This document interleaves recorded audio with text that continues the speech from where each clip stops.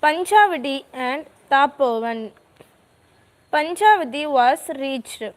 Ramdas saw the beautiful river Godavari, on the banks of which there are a number of shetras for feeding sadhus, Brahmins, and poor pilgrims. To one of these he directed his steps. On the veranda of a shetra, he found a number of Bairajis, mendicant mothers and children. Here he, prompted by Ram, opened the parcel of fruits, etc., given to him by brother Ramakrishna Rayo, and emptied the cloth in which they were tied by distributing them all amongst the small children in that place. This relieved him of a pretty heavy burden. Ram's order is always not to worry about food and clothing. Then Ramdas, going up to the holy river, washed his clothes and after bath sat down on the bank for meditation of Ram.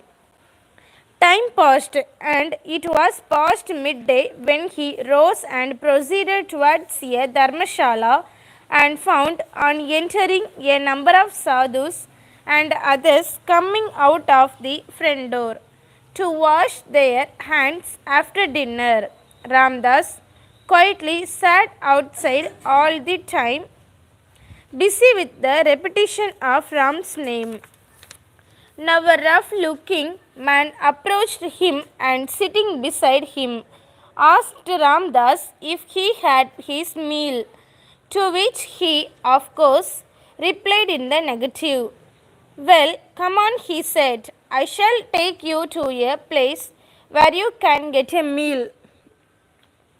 And then, taking Ramdas by the hand, he conducted him a short distance away on the same road and entered a high building where he made enquiries if it was possible to give food to a sadhu. The friend who was asked this question on the veranda of the house went in to ascertain the matter. Meanwhile, the guide who took Ramdas there said, Look here, Maharaj, you need have no anxiety about food. I shall see that you get a meal without fail, even if it is not available here. When Rambhajan is on the lips of Ramdas, he is always far from such anxieties, replied Ramdas. Later, meals were offered at this shetram. Ram takes care at every step. His concern for his devotees is 1,000 times more keen and lively that of the mother for her newborn baby. Ram now handed Ramdas into the hands of a retired merchant staying in the dharmashala, who became very much attached to him at midnight without his knowledge. This kind friend would cover Ramdas with a blanket, since he would not accept a kambal when offered. The cold on the banks of the Godavari at this time was extreme. At the pressure of this merchant friend, Ramdas remained with him for 2 days. During the second night, the friend questioned him if he had cultivated powers of inducing dreams. Ramdas replied that he was quite ignorant of that sadhana and he only knew how to utter the name of Ram. You can do it if you only wish, Guruji, said the friend. Just for instance, desire intensely to know from Ram the winning numbers of the next derby sweep, and the number will be made known to you in a dream. Ramdas requires none and nothing else but Ram, replied Ramdas. You see, the amount that might be won is not for selfish purposes, but for feeding sadhus, suggested the friend. Ram, sees to the feeding of the sadhus, returned Ramdas. The friend then became silent. This was again a test of Ram to find out if Ramdas could be tempted to wish for wealth. Another incident was this. In the Dharmashala, there was a sick girl ailing from fever for about 4 months. Ramdas was asked by the mother of the girl to pray to Ram for her welfare. Accordingly, going up to her bed and finding her in high fever, he appealed to Ramdas to bless her with health. Ram's ways are always inscrutable.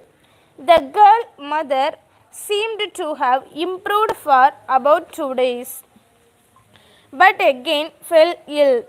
Ram alone knows the why and the wherefore. Next day at noon, Ramdas walked about 3 miles and reached a place called Tapovan.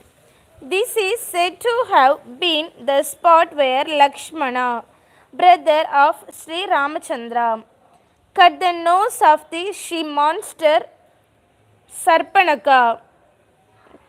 Tapovan is a charming place. Here the clear water of the Godavari is flowing at the foot of low hills.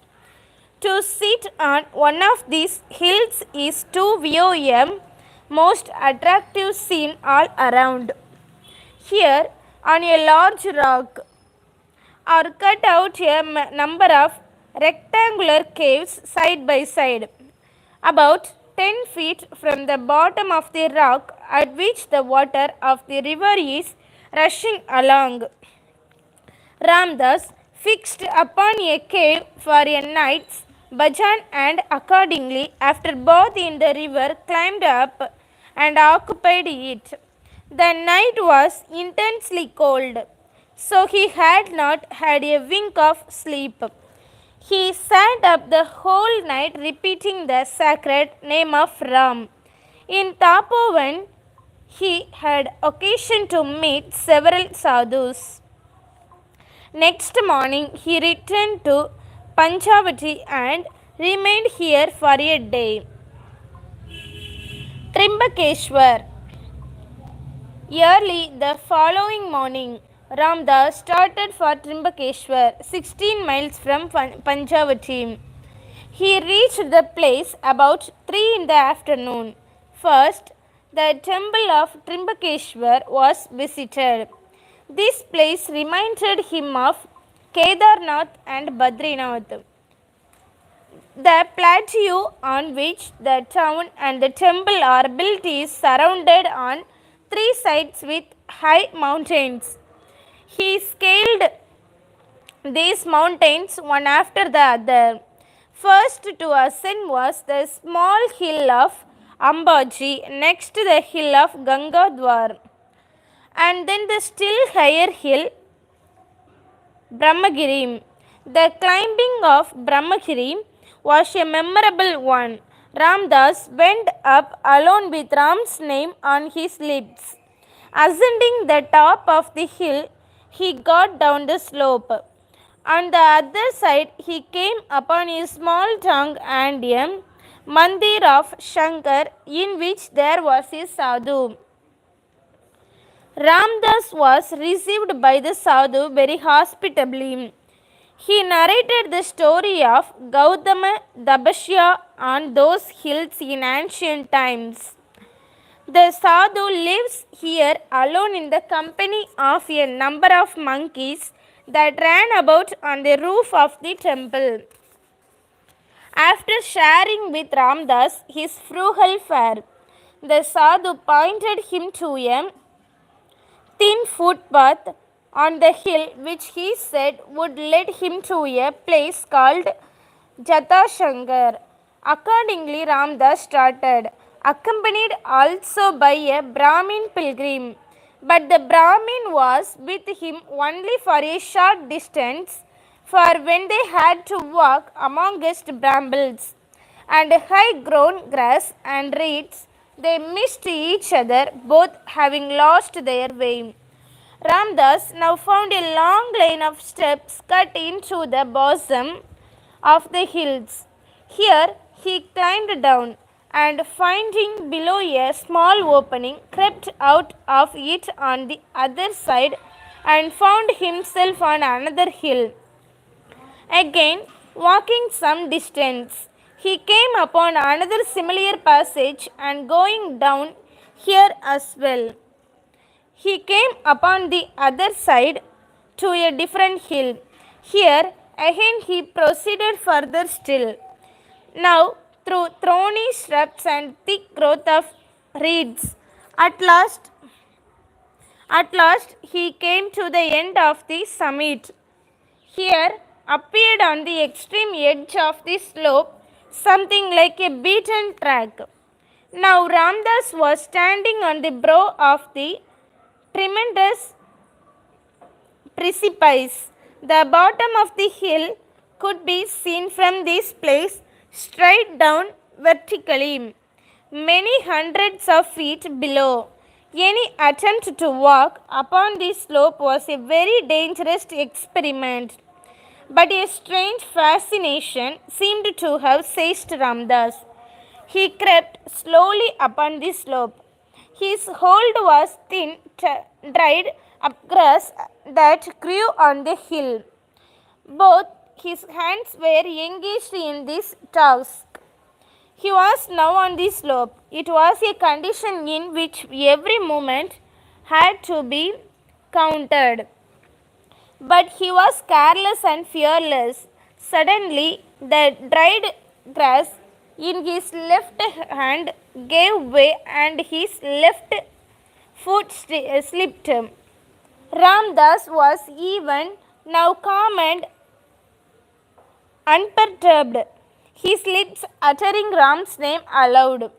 It was rather a very severe test on Ram's powers of protection. But nothing is impossible for the all-powerful Ram. Ramdas' other hand was then grasping a stone which was also a little shaky. By a concentration of all strength at this point, he recovered his balance and drew up the leg that had slipped. This became all possible by the aid of Ram alone. It was Ram alone who pulled him up. A few minutes later, he was again on the same path that led him to the precipice. While returning, he came across a small tank full of pure spring water. Here he met again the Brahmin pilgrim whom he had missed.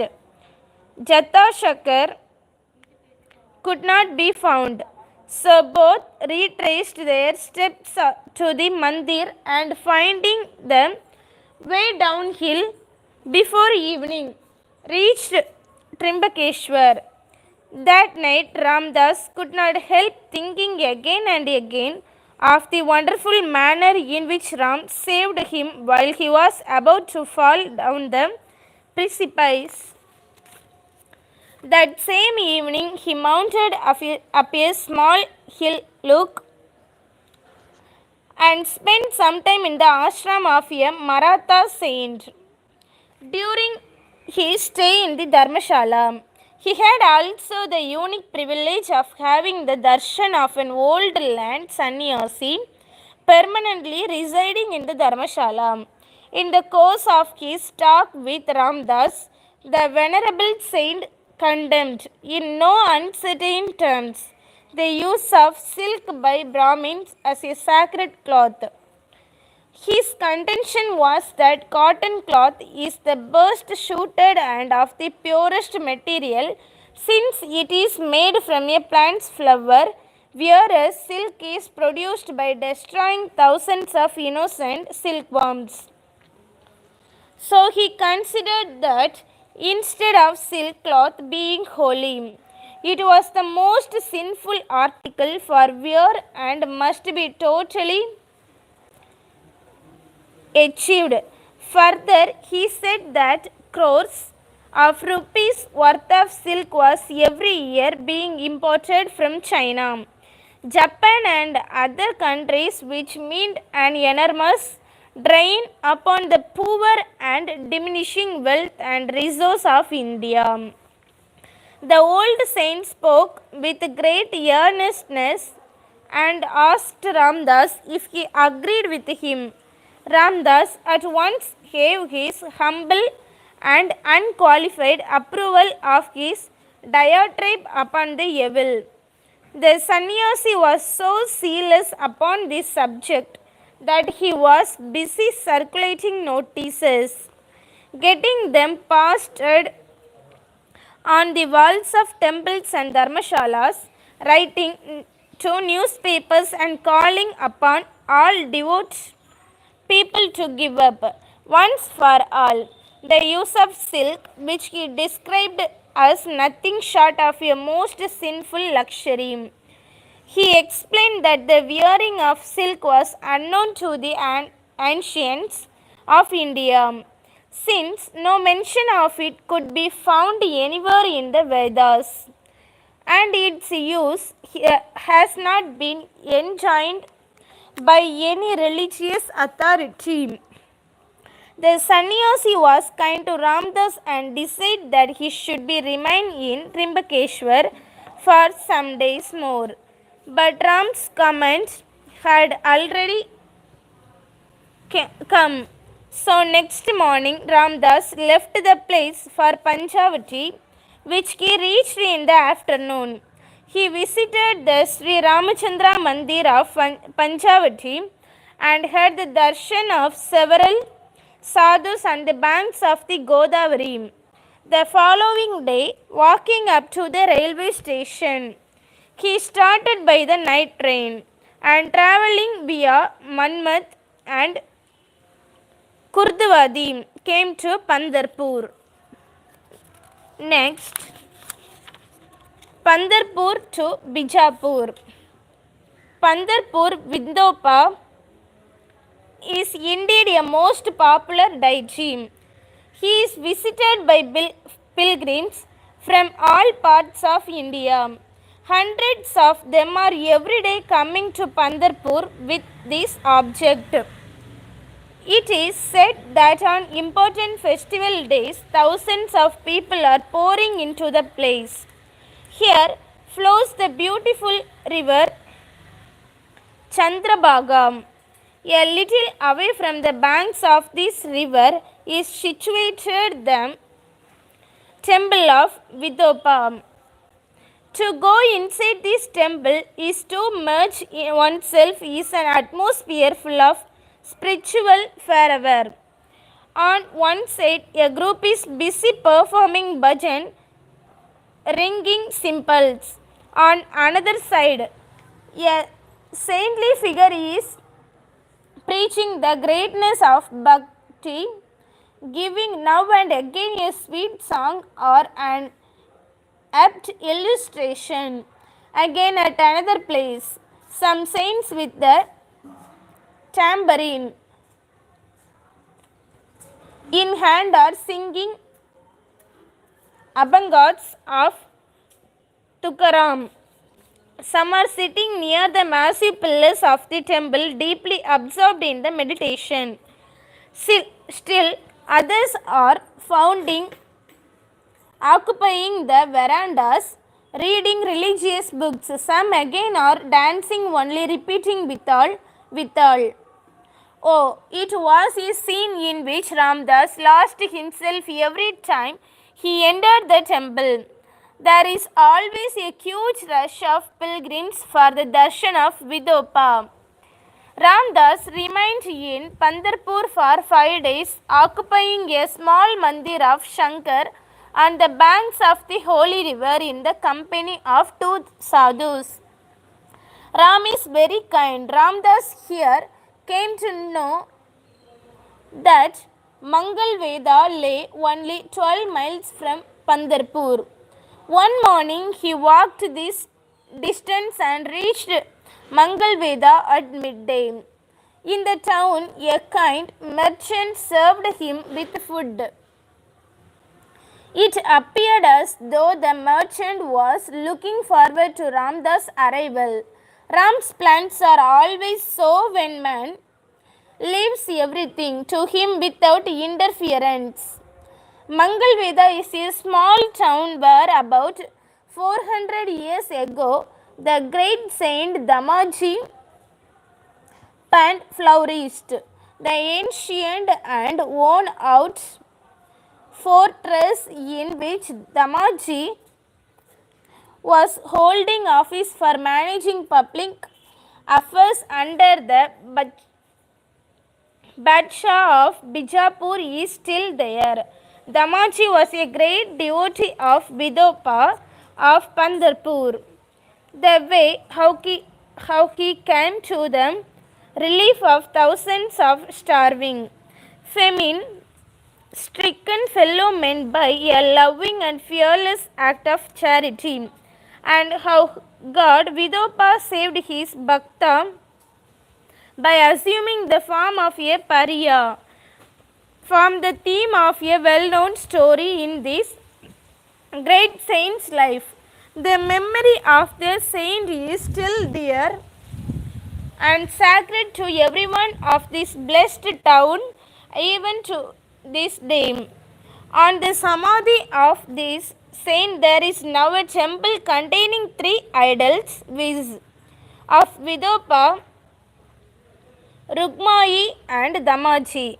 Bhajan, puja and reading of religious books are going on in this temple throughout the day and a great part of the night. There is also a sadhu residing here.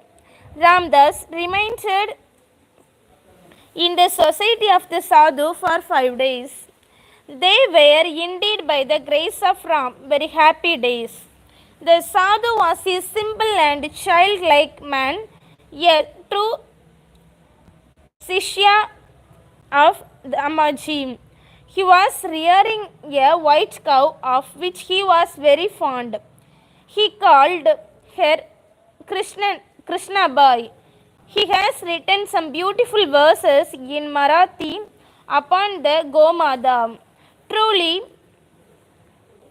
the cow represents the mother of the universe and is a grand idol of all that is gentle, pure, self-sacrificing and innocent. The Gomada yields milk, out of which curds, butter and ghee are made for the use of man. And again, she is the mother of the bullocks that plough the fields for growing corn that provide food grains for the use of man. Even her dung is of great use as manure and fuel. In Kathiawar, where there are no trees and forest close by, the common fuel is cow dung cakes. Then again, after death, various useful articles are made out of her skin and bones. O mother, thou art indeed Kamadenum. Ramadass now started by Ram's command on foot for Bijapur, which is 40 miles from Mangalveda. He came across on the way a number of villages, and in almost all the villages he was welcomed by the resident sadhus of the place. In some places the villagers prevailed upon Ramadass to stay with them for 2 or 3 days. So the journey proved, by the grace of Ram, a most delightful one. At last he reached Bijapur in the evening. He went straight to a Ram Mandir and, receiving some prasad after puja, took rest for the night in a small shed attached to the temple. Next morning Ram prompted him to go about enquiring for any generous-hearted merchant who supplied foodstuffs to sadhus. For every town or city contained such charitable bhaktas. Ramdas had given up doing this kind of thing independently, for in fact foodstuffs were of no use to him since he did not cook. If food was given, he would take, otherwise not. But in this particular instance, it was all the prompting of Ram. At last, knocking about for 2 or 3 hours, from one bazaar to the other, from one land to the other, from one shop to the other, he was directed to a place where he was given some wheat flour, dal, and one anna for sundris. These things Ramdas tied up in a piece of cloth and was passing in the crowded streets without knowing where to go. When he was in the middle of the street, he was detained by a call from a young man who approached him from a high-storied building. Will you deign, Maharaj, to accept Bhiksha at my house today? He asked. If you can do so, you may come to this house at 12 o'clock. It was then about 10 o'clock. Ramdas, accepting the invitation, proceeded onwards and eventually sat down on the outer veranda of a shop which was shut. 10 minutes had not elapsed when he described at a short distance an old man with a rosary of large rudraksha around his neck, standing in front of a house for alms in the hot sun. Now Ramdas clapped his hand and beckoned the old bhikshu to the place where he was sitting. He came. After mutual salutations, he took his seat beside Ramdas. Ramdas now handed over to him, as prompted by Ram, the bundle containing wheat flour, etc., as also anna peas. No sooner had Ramdas made this offer than he stared at Ramdas with a soul, uncertain and vacant gaze. Then falling at the feet of Ramdas and clasping his feet, he looked up and said, "At last God has shown himself to me. You are none else but God, to whom I was praying and praying all these years." Then again he cried out, "Am I dreaming, or is this a reality?" Now Ramdas was utterly bewildered and was quite unable to understand the cause of his strange behavior. "What ails you, O brother?" asked Ramdas. "The fact is, Maharaj," he replied, "from evening I have been wandering for alms. I could had till now only half an anna. At home there is an old sickly wife, besides 2 children to be fed. To go home empty-handed means the starvation of these innocent children. I was praying to God in all humility, but I was almost losing hope, when you, whom I look upon as God himself, called me and offered me food. O Ram, what a deplorable tale! O Ram, how many are there in the world who are always on the verge of starvation?" This occurrence is narrated here in detail to show the acuteness of the misery of starvation that exists among the poor, downtrodden lower classes. O rich brothers, O rich mothers, O Ram!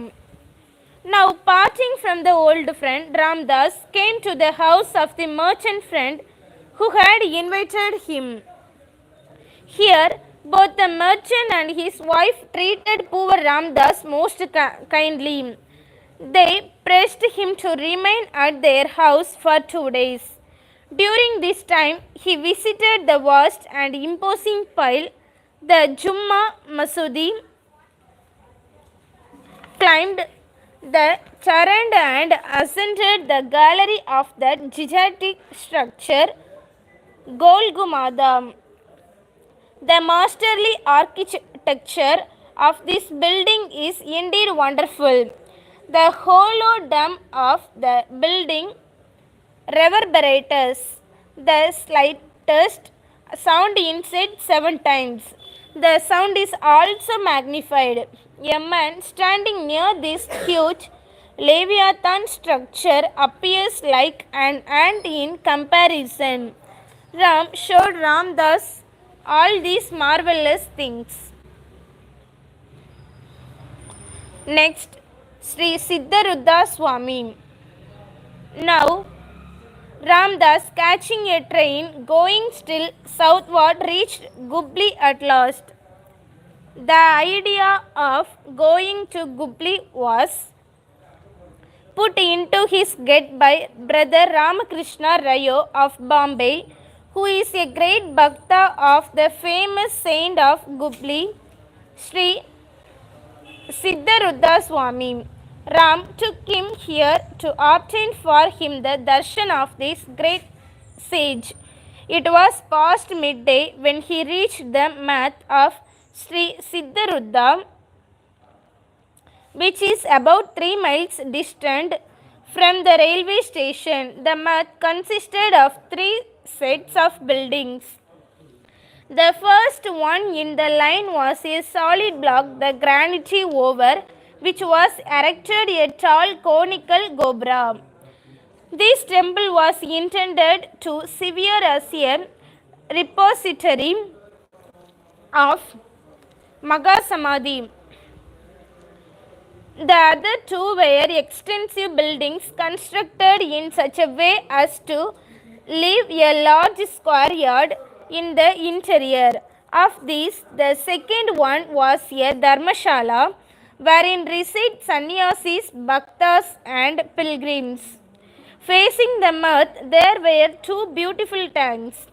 On the other side of the tanks, there was a grove of trees yielding cool shade.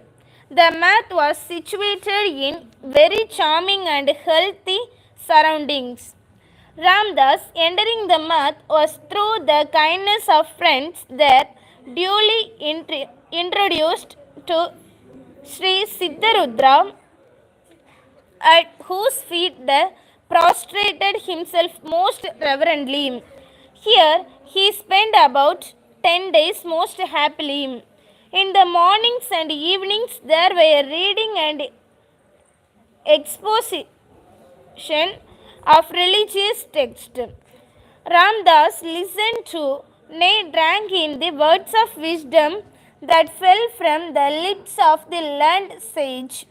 Ram had so arranged matters for him that the upadesh the Swami gave during those days happened to be just what would lead him in further in his spiritual progress. At other times, he would wander about in the fields behind the mud and remain mostly at the tomb or samadhi of the late Kabir Das, the great Muslim saint of that place.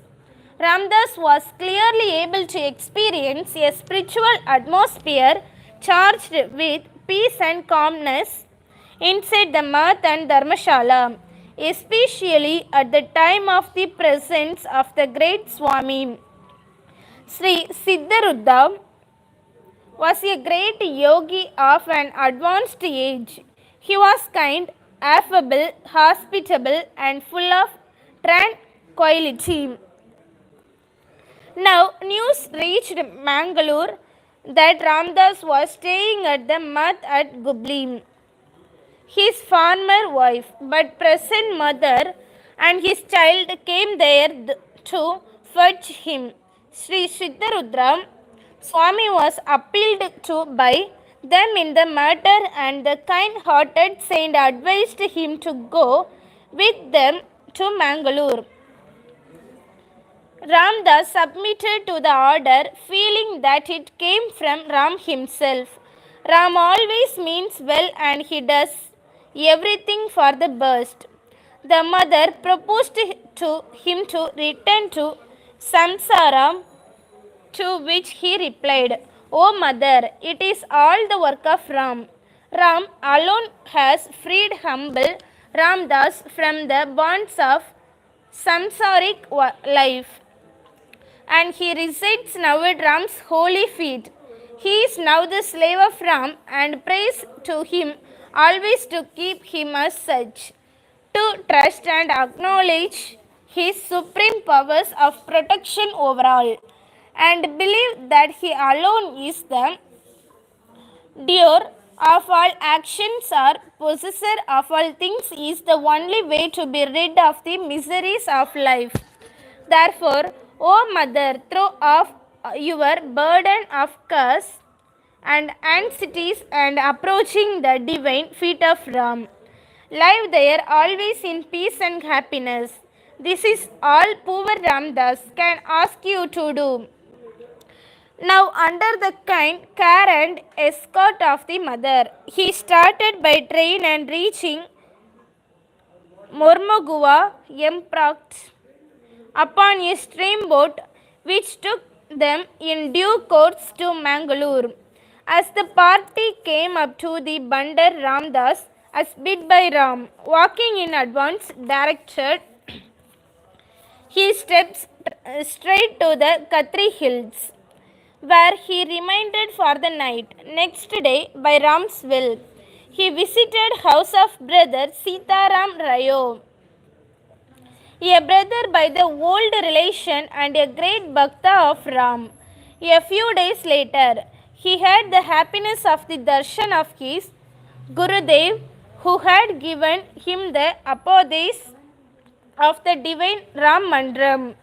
Now, Ramdas stays by Ram's command in a cave called Panch Pandava Cave on the Khatri hill, and lives there a serene life, devoting his whole time in talking about, writing of, and meditating on that all-loving and glorious Ram. Om Sri Ram Jai Ram Jai Jai Ram. Thank you.